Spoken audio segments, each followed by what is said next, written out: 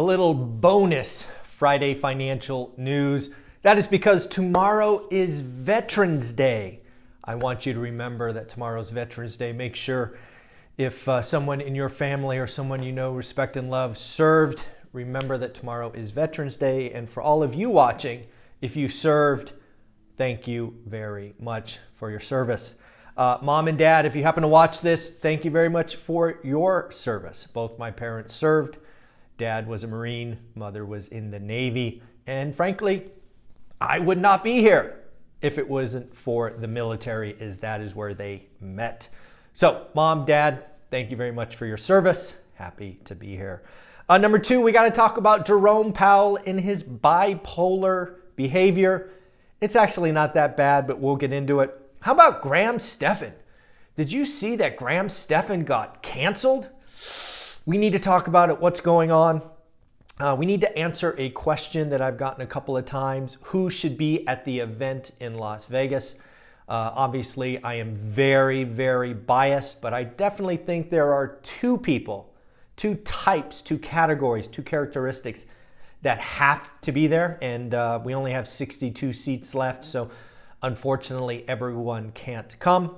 And then finally, what is RedFin CEO saying about the housing market? And the one and only Danielle DiMartino Booth has made a recession call. Folks, let's get into it. Again, tomorrow is Veterans Day. Please do yourself a favor and thank those that have served, as we need all of those.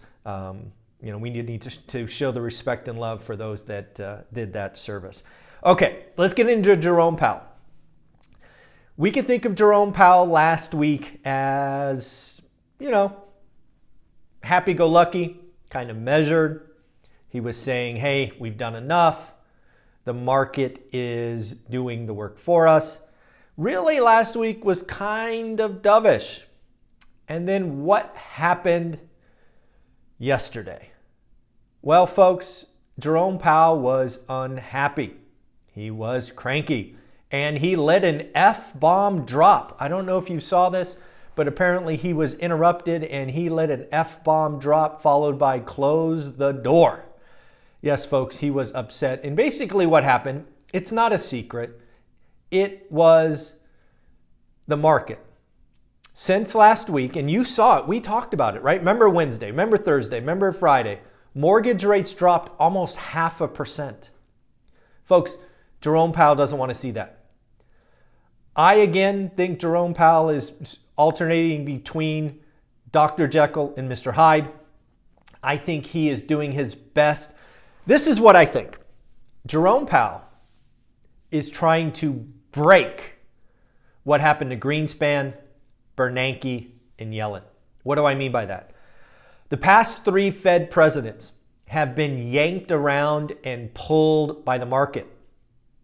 What Jerome Powell is trying to do, frankly, is kick the market in the nuts and say, I'm in charge. So when the market gets a little too bearish, like last week, and it takes mortgage rates to 8% and the 10-year bond over 5%, you get Jerome Powell, the happy-go-lucky, things are okay, we can pay to be patient, all of that stuff. Then the market falls to 7.4. We get a 10-year down at 4.5. And suddenly Jerome Powell's cranky. So that is what's going on. I stand by my call that the Fed is done.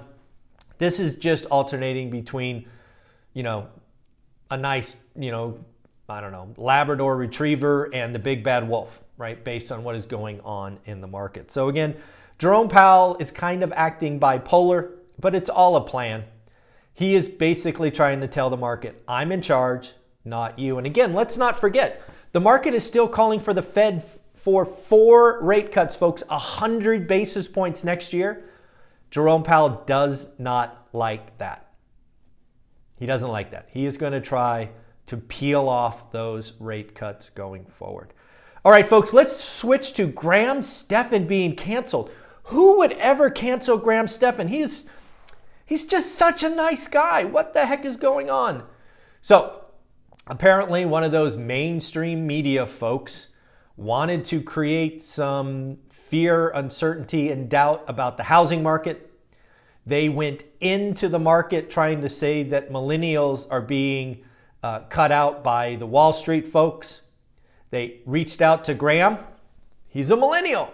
He's in real estate. We should invite Graham to come on our TV station because, of course, because he's in housing and he's a millennial, he has to want to bitch about Wall Street paying too much, freezing out millennials, and all of that. Well, whoever was doing their research for this mainstream media company clearly doesn't get it. Because as Graham shared yesterday, he has a different opinion. He does not think Wall Street is a problem. Certainly they have 1% or something like that and all of these things. And yes, they're a buyer and all of that. But he did not give this mainstream media what they were looking for. Mainstream media went into the topic with the answer. And Graham didn't give it to him. So what did they do? They canceled him. And then according to Graham, right, I watched Graham's video about this cancellation yesterday. This arrogant little prick of a news anchor had the gall to ask Graham, did your mom and dad buy your house? What a prick. This guy clearly doesn't know who Graham Stephan is. Graham, I don't know, $5 million a year, you think? Easy? It is. That was disgusting. That this news anchor would try to belittle the situation, searching for an out, and think that Graham's mom and dad bought his home. Not cool. That was... Again, mainstream media, what do they want? They want you to watch. They want clicks. They want to scare you.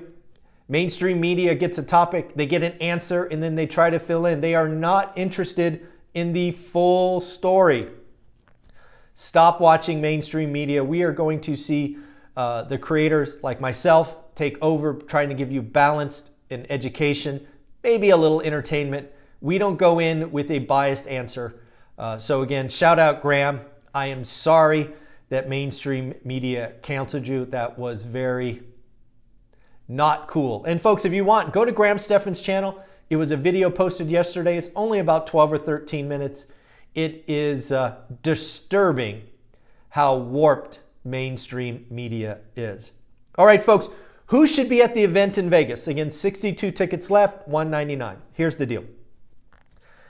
Again, very biased, all of that. I think there are two people that have to be there. If you are new in real estate, you're getting excited, you're interested, you're less than 2 or 3 years in, anywhere between like 0 and 3 years, you have to be there. Because you are going to see 12 or 13 go-givers who are going to be sharing their story, how they did it. But more importantly, you are going to get 20 hours of Q&A. You should be coming with your questions. You are going to be asking questions of millionaires that frankly are hard to get to. There will be people spending hours and hours helping others that you have to spend thousands of dollars to get their time. I'm bringing those to you.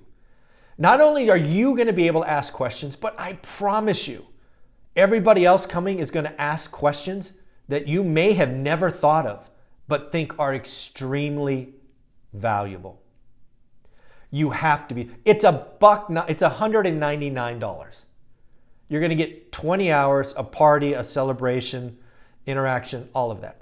And you are going to have 250 people in the audience, and you as a new person should seek out 3 to 5 new friends, because some of you have to upgrade your friend circle. So that is the first person that needs to be there. And frankly, with 62 seats left, buy the tickets now, because once they're gone, they're gone. How about the second one? This is a big deal. This was a focus for me when I was putting this together. Couples. Couples need to come. I am ecstatic about the number of couples who have bought tickets together, right? When people buy 2 or 3 tickets at one time.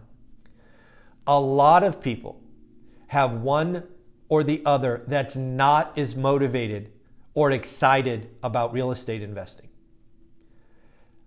Trust me, this is the event that will get the other person on board. And if they don't get on board, at least you will know why. Folks, we are kicking off the session with Jason and Jennifer Pritchard. In my second book, 15 Conversations with Millionaires, their story is in there. How did they do it? How did Jennifer support Jason as he quit his job, racked up credit cards, and didn't get a deal for 6 months? And what happened next? And where are they going? There will be 11 other millionaires who are in relationships and can talk about what they are doing. So again, if you're new in real estate investing, 0 to 3 years, you have to be there. There will be no other event like it. Because again, it is all about us celebrating 50,000, and that means celebrating you, the audience. So we're gonna make, 80% of the event Q&A. And then if you're in a couple, you have to be there together. And again, the party that is apprehensive or scared or nervous, ask questions. You know what? Bring your questions. You know it's coming. I've already told you who the speakers are. Get your questions. Line up. Ask. You've got to be there. And then finally, if you want some positive energy, a jolt to understand the possibilities, you're going to hear everybody's story. And if the 12 millionaires can do it from where we started, you can do it too. Just believe in yourself. Finally, let's close with Redfin CEO and Danielle DiMartino Booth. Redfin CEO, thanks to Resi Club and the great Lance Lambert interview, let me get this right. Resale activity is dead as a doornail. Thank you, Glenn. Glenn's the CEO of Redfin. Yes, activity is low. Glenn really thinks that 4 million transactions is the floor. And if you follow my channel, I think we're going to 3.8 million. That's 5% lower. So we shall see in the next several months. The interesting thing, and again, shout out Lance for Resi Club. Again, Resi Club Analytics, it's free. Go get it. If you're not getting it, I don't know what you're doing. It's free. Glenn from Redfin actually said that he's seeing inventory pile up, price drops, and Glenn thinks we may have some prices cracking. That's interesting, right? Redfin CEO thinks prices will go down. I expect the crash bros and doomers to lock into that. We shall see. And then finally, the one and only Danielle DiMartino Booth. I think she has a wonderful grasp on the economy. She has a wonderful grasp on the Fed. She has made her recession call. In an interview yesterday, I think it was on Bloomberg, she thinks that the Economic Bureau of Labor and Statistics, once they come in and label the recession, she thinks the recession will have started October of 2023. Why is that important? Because that means we're in a recession right now. I will stand by my call that the recession would be called January 2024. But either way, we're either in a recession right now or we are on the cusp of one beginning. And then the question is, what happens next? Folks, we are going to be here every day talking about the daily financial news. Like, subscribe, comment, become part of the channel. And do me a favor. I have a third channel called Best of ORAT. It now has 660 some subscribers. I need to get to 1,000. So if, 340 of you could do me a solid and subscribe, I would appreciate that. And we are roughly 2,000 hours.